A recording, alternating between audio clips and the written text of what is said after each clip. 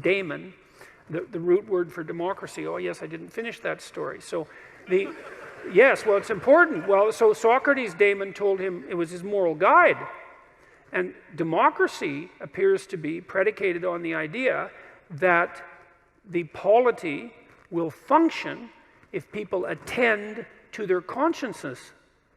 That's the overlap of those conceptualizations.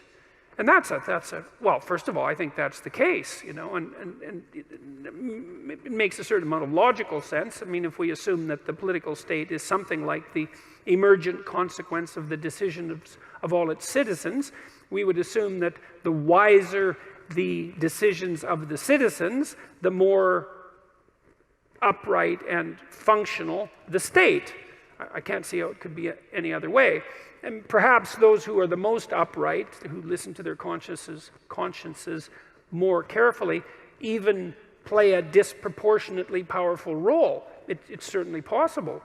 So, anyways, back to truth. Well, you know, I learned that so much of what I was doing was false. And I think I learned this. See, there's a reason that this came to me so clearly. I was trying to understand why people did terrible things. And I was really concentrating on the terrible, terrible things that people do. And I was interested in Auschwitz, for example, and not as a political phenomenon, but as a psychological phenomenon. I was curious about how you could be an Auschwitz guard. And I wasn't really curious about how you could be one, because, well, you could be one, of course.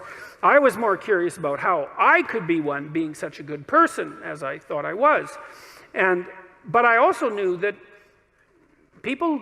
many people did many terrible things during the 20th century, and the idea that I was somehow better than them, or that I should assume a priori that I was better than them, and that I wouldn't have made the same choices or worse had I been in the same situation, was a very, very, very dangerous supposition.